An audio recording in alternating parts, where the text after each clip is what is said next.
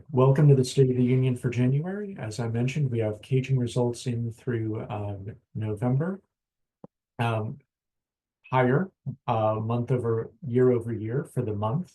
There was a decline in total gifts, but 3% higher in revenue. And of our sectors, 9 of the 14 sectors increased year over year. Now, yes, some of these are a little bit smaller. Take your education, take your law enforcement, take your sports associations with the requisite grain of salt here. But you do see big sectors like hospitals, like human services, like public policy going up over the month. Average gift, as you might have guessed, 9% higher than in previous years. The year to date, so 11 months, January to November of 2024 versus 2023, revenue was down 3% and gifts up 10%. Those of you following along on these know that a large part of that was first quarter of last year, not very strong, and ticked up throughout the year. And so I'm still quite hopeful for 24, 25. We can stay on that slightly upward trajectory. 4 sectors did go up year over year. Faith communities leading the way, as you've kind of heard the story throughout the year. But public policy coming in there as well. I am anticipating, we talked about in the November meeting, how the party that loses the election, their nonprofits tend to have increased gifts in the new year. So I do anticipate friends on the progressive side having increasing spending and increasing revenues, both after the election in December and probably throughout the year this year. November was the strongest month for transactions. That's kind of to be expected. December will likely be even better than that, as people are giving during that year-end flurry. So, any questions on those results?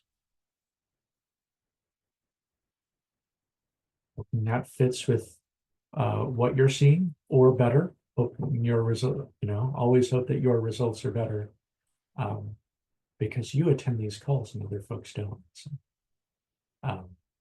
any questions? Great. Question, have you historically seen decreases in fundraising to the losing party organizations? Not so much decreases in the 4 elections that were looked at. I think it did go down 2% across those elections, but that's kind of a rounding error on those things. Of the 2 I think of the 2 elections, 2 were up, 2 were down. So I wouldn't say that there's going to be decreasing in fundraising, just a divergence. Those of you who are investors may think of this as a pairs trade, where you're betting on, you don't necessarily bet on one to go up and one to go down. You just bet on them to diverge a little bit. So not necessarily decreases, but not as strong performance. And you could see how, if you're a conservative cause, you may say, donor, you may say, my interests are going to be represented at the federal level, so I may not need to invest as much here this year. Any other questions or comments? No.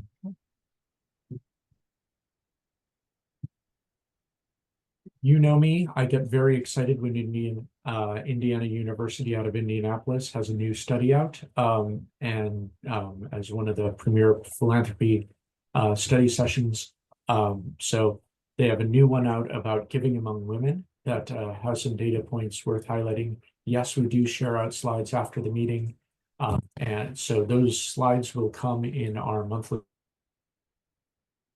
There will also be a link to the video in there. If you just can't wait for the newsletter, we usually get it up onto YouTube within a couple of days of this meeting. I just have to chop off the parts where I spouted nonsense during the video, which, as you might guess, is a bit of a laborious editing process. Try to make me look good is a losing effort a lot of the time. So Indiana University is using data here from the philanthropy panel study. So it's a study that's been running since 2000. They run it every 2 years. They have a nationally representative sample where they're talking to 18,000 individuals in 5,000 households. So pretty good mix of things. They're asked during odd years. And so what we're looking at here will get us results through 2022. So there has been, we all know about the decline in giving over time, but that decline in giving has been significantly less among women, among single women, the easiest to kind of deaggregate. You can see that at the turn of the millennium, still love to say that phrase, men and single women were giving at approximately the same rate. But that over time that diverged, starting in 2024 and then kind of continuing throughout time. And it's actually single women have gotten closer to married couples, as married couples are giving a little bit less. So that decline also started later. Everyone you see, especially single folks, were more impacted by the Great Recession. We'll talk a little bit about that because there's an interesting diversion there. It's true among secular causes, but it really shows as you look at religious causes. Basically a statistical tie in 2020, in 2000. By 2020, you can see 26% for women, 17% for men in terms of giving to religious causes. Among those who do give, average giving is up. Not a terrible surprise there, but interesting that until about 2016, there was a tie among single women and single men, but average gift jumped up in 2022 in particular for single women. And here's what I was saying about interesting, that impact of the Great Recession. We saw during COVID that loss of earnings impacted giving from single women more. Those who lost their earnings were the most likely to fall off in terms of their giving, and those who didn't lose their earnings were the least likely to fall off in their giving. And I'd anticipate that probably happened during the Great Recession as well. If you were a single woman or man, you perhaps didn't have an additional income in the household to depend on, and so your earnings were more at risk, less likely to give to nonprofits as a result. So interesting results. Single women seem to be our more resilient givers, and or we are better at messaging to women than to men. One of the things that I preach on and on about is the ability to customize and personalize to the people in front of you. And so it will be interesting as we get more and more personalization and customization. Can we build back some of that robustness in giving among single men as we try to get back to where we were in 2000? Any questions on any of that?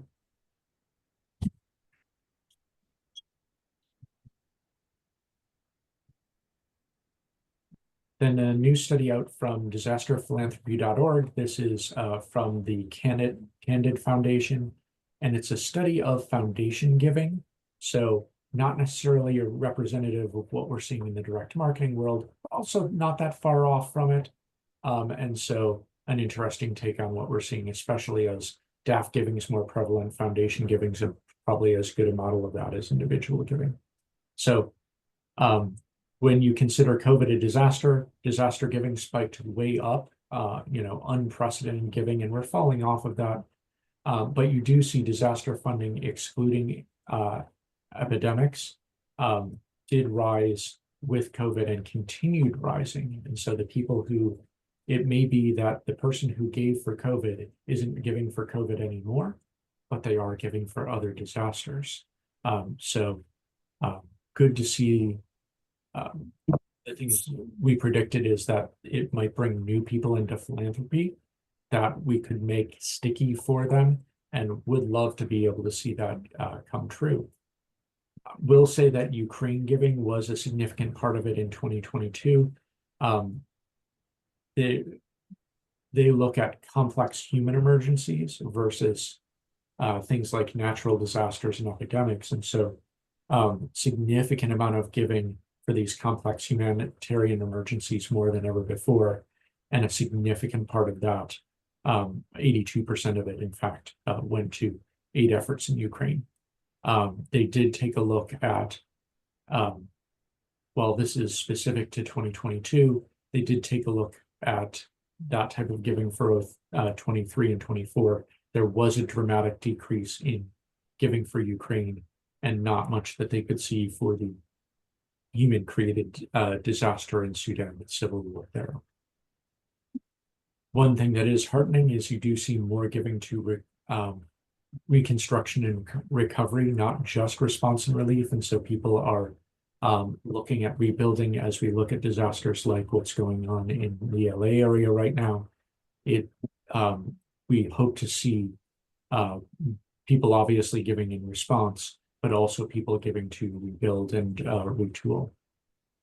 So building these stronger communities. Any questions on any of that?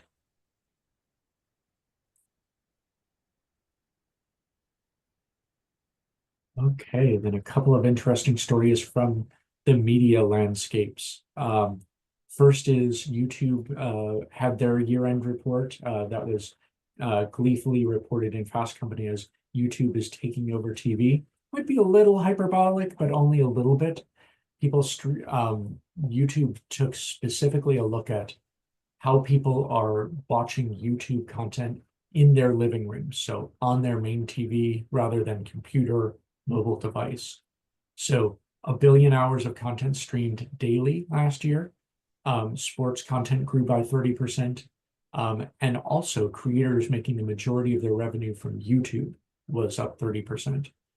In this creator economy, one of the things that's very interesting is that payouts on YouTube continue to be much higher as a percentage than you see on Instagram, which is much higher as a percentage that you see on TikTok.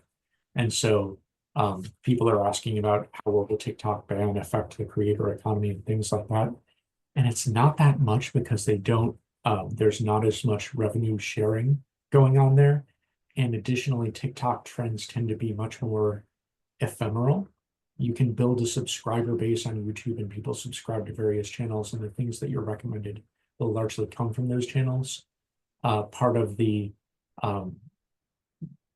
value of TikTok to folks is the algorithm that will, without necessarily subscribing or following, show you what is hot for people like you.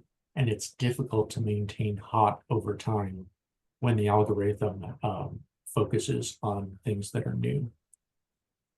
Also, a lot of reporting on podcasts, 400 million hours of podcasts people watched on their living room devices. And so we're seeing podcasts, and it's not just you, this report, but podcasters are talking about how sometimes they will get more revenue and more views off of YouTube than off of Spotify or other more traditional podcatchers. So that video experience is now part of what you're seeing in audio.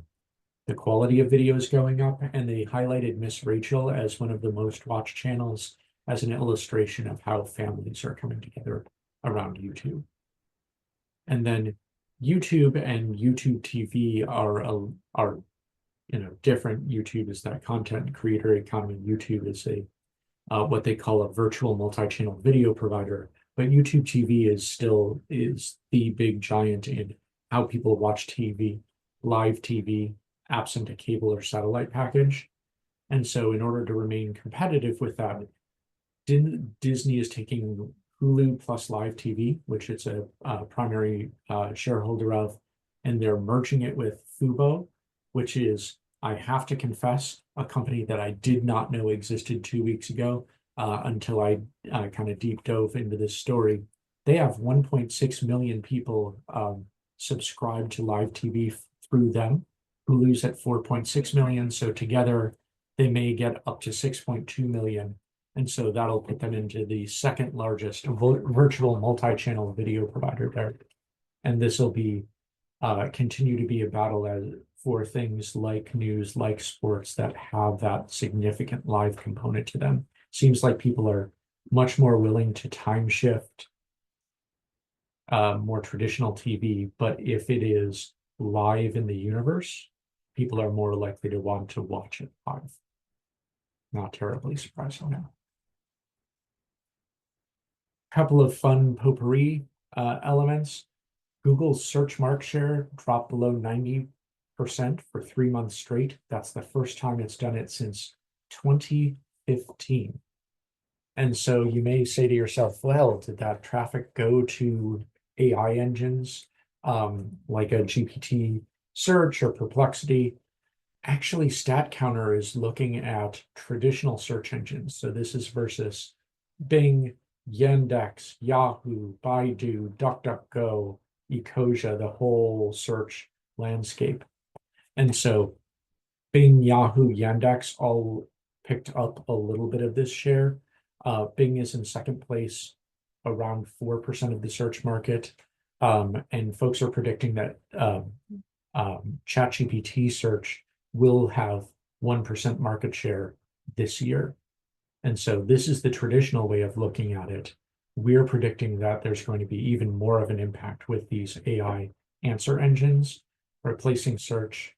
And so one thing that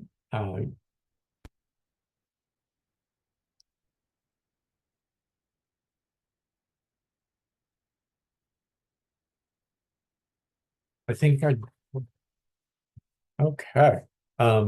Hopefully you can still hear me. I think I'm having a little bit of a technical challenge here. We hear you, we don't see you. Okay.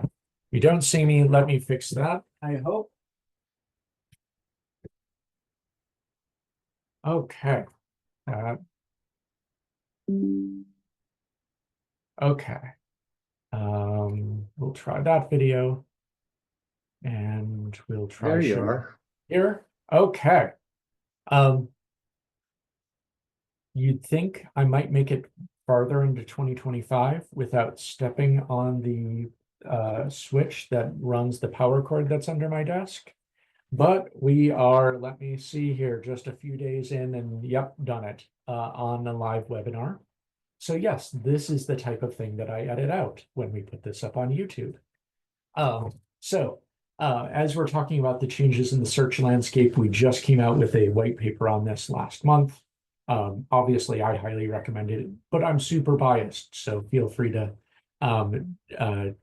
give us your own thoughts on where it's going. But the upshot of it is, it's not set in stone that search is going to be 10 blue links on a white background. Back at the advent of search, it wasn't a foregone conclusion. It's not now, and I think these answer engines are going to be changing the game about how we search and how we as marketers that now need to create content. So hopefully that's helpful for you. For 49 years, Lake Superior State University has released a list of tongue-in-cheek words and phrases that should be banned. This is their latest list from last year. I personally love that they called out number 9. Utilize is just use with 4 more letters, and actually means to use the things that are around you in a haphazard MacGyver-esque way. And so if you see a document coming from more that has the word utilize in it, you pretty much know that I didn't proof it at any point. So very happy about many of these. And if you don't like it, sorry, not sorry. This is one of 10,000 images of tennis balls that plunged 90% in value. So Australian Open back in 2022 created these NFTs with images of tennis balls that were, their equivalent of the Bored Apes back in the day. And people were paying $278 for them on average. they've fallen to $25 on average as the Tennis Association of Australia looks like they're walking away from the NFT experience. They've shut down the Discord server. They're not minting any new ones. And so if you have this in your portfolio, my apologies. May I suggest US Treasuries or something that will have more consistent interest to them. Finally, you probably saw on our social media, we were Gretchen, our CEO, was honored to lead an august panel at the CES conference last week. American Heart, American Cancer, Alzheimer's, and Smile Train coming together to talk about how AI is changing the way that their organizations function. And I know this is a super long URL, so if you go to live.ces.tech, you can look at all of the sessions that they recorded. This one's on Thursday, so you use the little drop down and look for the mission impact one. So it's called Mission Driven Innovation, Solving Humanity's Biggest Challenges. Hope that's helpful for you. I know she had a lot of fun creating that for the group, and we had a lot of, I mean, what a great group of speakers and just people generally. I just feel so lucky to be a part of this sector every day, and not just because you can laugh with me when I step on my power cord.